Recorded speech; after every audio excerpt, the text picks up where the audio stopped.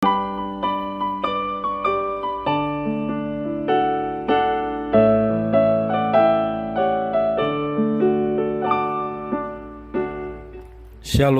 salam sejahtera bagi Bapak Ibu, Saudara-saudara, anak-anak yang dikasihi oleh Tuhan Yesus Kristus. Berjumpa kembali bersama saya, Pendeta Eka, di dalam renungan firman Tuhan pada hari ini, hari Kamis 28 Juli 2022. Sukacita dan damai sejahtera dari Tuhan Yesus Kristus kiranya menyertai kehidupan kita sekalian, yang pastinya mendatangkan kebahagiaan. Puji nama Tuhan.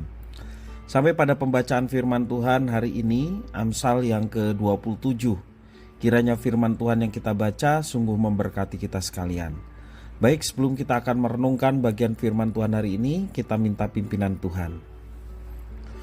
Tuhan Bapa di sorga, di dalam nama Tuhan Yesus, kami bersyukur atas kasih setia Tuhan yang nyata dan kami alami dari hari ke hari.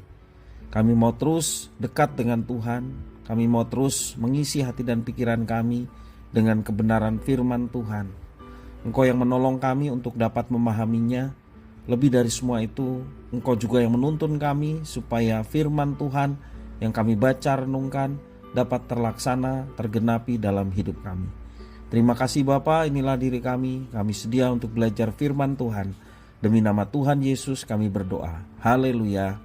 Amin. Saya akan membacakan ayat yang ke-1 sampai yang ke-14. Janganlah memuji diri karena esok hari, karena engkau tidak tahu apa yang akan terjadi hari itu. Biarlah orang lain memuji engkau dan bukan mulutmu, orang yang tidak kau kenal dan bukan bibirmu sendiri. Batu adalah berat dan pasir pun ada beratnya. Tetapi lebih berat dari kedua-duanya adalah sakit hati terhadap orang bodoh. Panas hati kejam dan murka melanda, tetapi siapa dapat tahan terhadap cemburu? Lebih baik teguran yang nyata-nyata daripada kasih yang tersembunyi. Seorang kawan memukul dengan maksud baik, tetapi seorang lawan mencium secara berlimpah-limpah. Orang yang kenyang menginjak-injak madu, tetapi bagi orang yang lapar segala yang pahit dirasakan manis.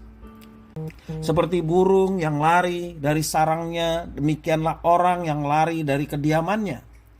Minyak dan wangi-wangian menyukakan hati, tetapi penderitaan merobek jiwa. Jangan kau tinggalkan temanmu dan teman ayahmu. Jangan datang di rumah saudaramu pada waktu engkau malang. Lebih baik tetangga yang dekat daripada saudara yang jauh. Anakku, hendaklah engkau bijak.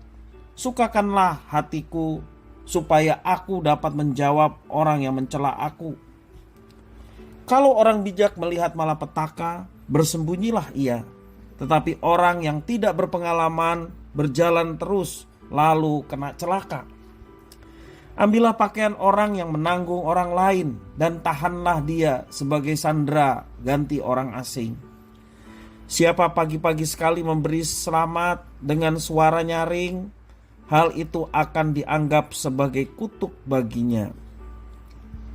Bapak Ibu Saudara-saudara yang dikasihi oleh Tuhan Yesus Kristus, di dalam teks atau nas hari ini memberikan nasihat bagaimana kita bersikap dalam kehidupan kita sehari-hari.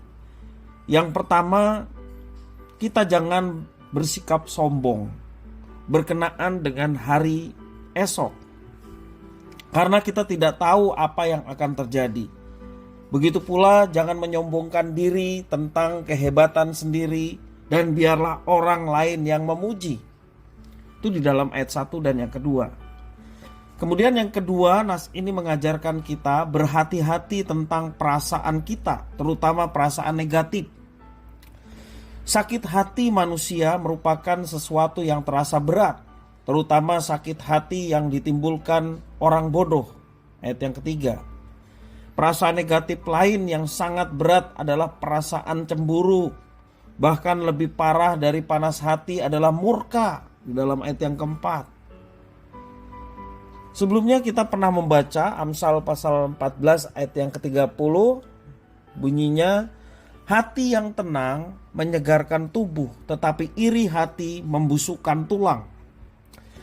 Adalah baik kita menjaga jangan terus menimbun sakit hati dan cemburu, karena pada akhirnya hanya akan mencelakakan diri sendiri. Orang bijak tidak takut dengan teguran. Seharusnya ia mengharapkan orang lain dapat memberinya teguran atau kritikan supaya ia dapat belajar menjadi lebih berhikmat. Karena itu janganlah mencari orang yang memuji dengan berlebihan, tetapi carilah teman yang memikirkan tentang kemajuanmu dan mau mengkritikmu. Di samping itu, madu yang manis akan diinjak oleh orang yang sudah kenyang. Namun segala yang pahit dirasakan manis oleh orang-orang yang lapar. Ayat yang ke-7. Dengan demikian kita akan menerima secara berbeda sesuai keadaan kita. Lagi pula kita sering meremehkan hal yang baik ketika kita terus diberkati dengan berlimpah. Sebaliknya, saat dalam keadaan susah, kita akan lebih menghargai sedikit yang diberikan kepada kita.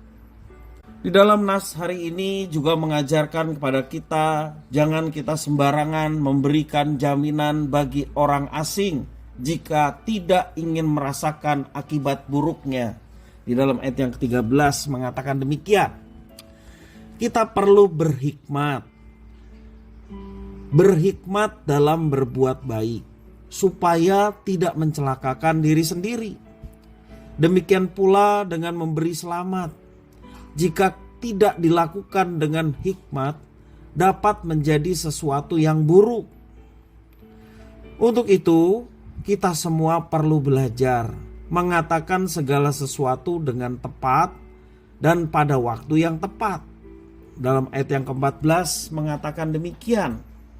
Mari Bapak Ibu, saudara-saudara yang dikasihi oleh Tuhan Yesus Kristus, dalam melakukan segala apapun yang kita kerjakan setiap hari, maka kita memerlukan hikmat dari Tuhan, supaya dalam bertindak, supaya dalam bertutur kata, jangan justru akhirnya kalau firman mengajarkan membuat kita menjadi celaka.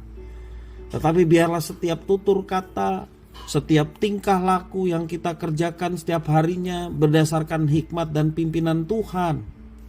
Karena itu perlunya kita terus merenungkan firman Tuhan, setia membaca Alkitab, karena dari situlah sumber hikmat, penerangan di dalam pikiran kita. Kita berjalan tidak salah melangkah, karena hikmat Tuhan yang bersumber dari Alkitab firman Allah, yang akan menuntun dan menerangi jalan hidup kita. Sehingga setiap pekerjaan kita, setiap tingkah laku kita yang kita kerjakan setiap hari tidak menjadi salah melangkah, tidak salah mengucap, oleh karena hikmat Tuhan yang menguasai kita semua. Puji nama Tuhan. Kiranya firman Tuhan memberkati kita sekalian. Mari kita berdoa. Tuhan Allah Bapa di surga, terima kasih atas firman Tuhan.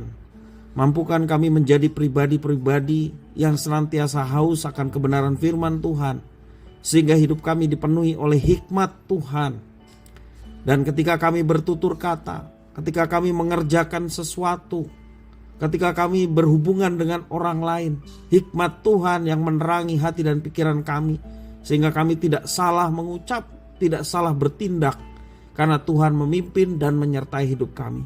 Kami memerlukan itu semua ya Tuhan, supaya hidup kami betul-betul diterangi oleh firman Tuhan, dan kami boleh menjadi berkat bagi sesama, sebagaimana Tuhan telah memanggil kami. Kami dipilih untuk pergi dan menghasilkan buah, dan buahnya itu tetap konsisten sepanjang hidup kami, dari mulai kami percaya sampai Tuhan memanggil kami. Terima kasih Bapa atas firman Tuhan. Demi nama Tuhan Yesus kami berdoa. Haleluya. Amin.